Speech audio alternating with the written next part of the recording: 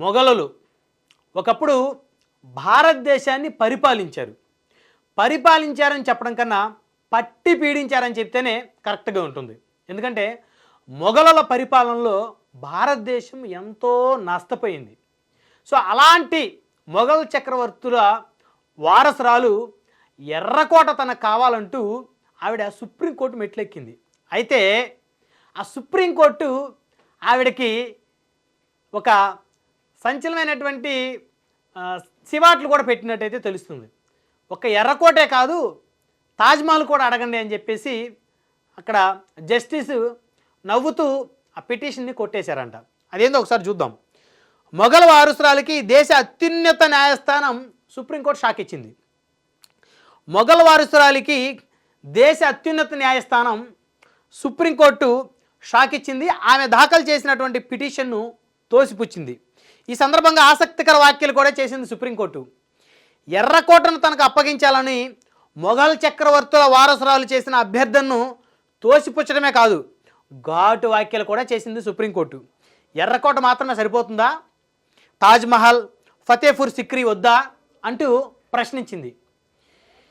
చిట్ట చివరి మొఘల్ చక్రవర్తి బహదూర్ షా జాఫర్ రెండవ ముని మనవడు బెదర్ భక్త భార్య సుల్తానా బేగం సుప్రీంకోర్టులో ఒక పిటిషన్ దాఖలు చేశారు. ఎర్రకోటను తనకు అప్పగించాలని ఆమె కోరారు. ఎర్రకోటకు అసలైన యాజమానురాలైన మొఘల్ చక్రవర్తుల ప్రత్యక్ష వారసురాలు అనే కారణంతో దాన్ని తమకు అప్పగించాలంటూ ఆమె డిమాండ్ చేశారు. అయితే ఆమె కోరిక ఆమె కోల్కతా సమీపంలోని హౌరాలో నివసిస్తున్నారు ప్రస్తుతం. ఈ పిటిషన్పై దిగ్భ్రాంతికి గురైనటువంటి సుప్రీంకోర్టు, ఎందుకంటే అసలు ఏంటి ఈ పిటిషన్ ఏంటి, ఎప్పుడో కొన్ని వందల సంవత్సరాల క్రితం ఎక్కడో మొఘలులు కాలగర్భంలో కలిసిపోయారు, వారు ఎక్కడి నుంచో వచ్చి భారతదేశాన్ని పరిపాలించి భారతదేశాన్ని పట్టి పీడించి అనేకమైనటువంటి భారతీయ సంపదను దోచుకున్నారు, మొఘలులు ఆక్యుపై చేసుకున్నారు, ఇక్కడ భూములను ఆక్యుపై చేసుకున్నారు, ఇక్కడ సంపదను దోచుకున్నారు, ఏదో వాళ్ళ బాబుగాడి జాగీర్ లాగా ఇంకా ఇక్కడ ఎవరో వారి ముని మనవడి మరి భార్య అంట ఎవరో ఆవిడ వచ్చేసి నాకు ఎర్రకోట అప్పగించాలని చెప్పేసి ఆవిడ పిటిషన్ వేయటం ఏంటని చెప్పేసి కాస్త దిగ్భ్రాంతికి గురయ్యారంటే ఏంటి కర్మ, వీళ్ళు ఇంకా ఈ భారతదేశం మీద ఇంకా పెత్తనం చేయాలని, ఇక్కడ ఉన్నటువంటి సంపదను ఇంకా దోచుకోవాలని, ఇక్కడ ఉన్నటువంటి ఆస్తులు ఇంకా కావాలని చెప్పేసి వాళ్ళు కోరుకోవటం ఏంటి, వాళ్ళ మనస్తత్వాలు మారవా అని చెప్పేసి అనుకున్నటువంటి ధర్మాసనం దిగ్భ్రాంతికి గురైందంట. అయితే ఎర్రకోట మాత్రమే ఎందుకు, ఫతేపూర్ సిక్రీ, తాజ్మహల్ను కూడా ఎందుకు అడగట్లేదు, మీరు దీని గురించి వాదించాలనుకుంటున్నారా అని ప్రశ్నిస్తూ పిటిషన్ను కొట్టేశారు. అంటే అసలు దీని గురించి వాదనలు అవసరమా, అసలు ఈ డిస్కషన్ అవసరమా, ఈ పంచాయతీ అవసరమా? ఇది కొన్ని వందల సంవత్సరాల క్రితం ఎప్పుడో మొఘలులు పరిపాలించారు, ఈ దేశాన్ని ఆక్రమించుకున్నారు, ఈ దేశం సంపత్తునే వాళ్ళ కట్టడాలు నిర్మించినా కానీ మన భారతదేశ సంపత్తుతో నిర్మించారు, కానీ వాళ్ళేమి ఇతర దేశాల నుంచి సంపదను తీసుకొచ్చి ఇక్కడేమి నిర్మించిన పరిస్థితి ఏం కాదు. మన దేశంలోకి వచ్చి మన కంచాల్లో దీన్ని మన కంచాలకు రంధ్రాలు పెట్టిపోయారు మొఘలులు. సో కాబట్టి ఇంకా ఏంటి దరిద్రం అని చెప్పేసి ఆ పిటిషన్ని మరి ధర్మాసనం కొట్టేసింది సుప్రీంకోర్టు. అయితే ప్రత్యామ్నాయంగా ప్రభుత్వం తనకు ఆర్థిక సాయం చేయాలని కోరారు. ఆడెవరైతే ఆ మొఘల వంశీకురాలని చెప్పేసి వచ్చారో ఆర్థిక సాయం కూడా అడుగుతున్నారు. అయితే ఈ తరహా అంశాలతో కోర్టు గడపెక్కడం ఇవేం మొదటిసారి కాదని చెప్తున్నారు నిపుణులు.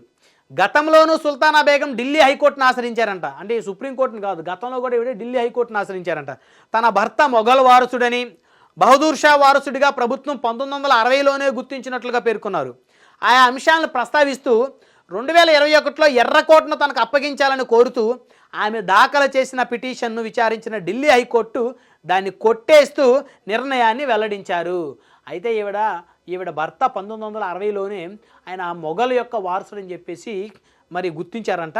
అయితే ఈవిడ ఢిల్లీ హైకోర్టులో వేసిన పిటిషన్ని మరి ఢిల్లీ హైకోర్టు కొట్టేస్తూ నిర్ణయాన్ని వెల్లడించింది.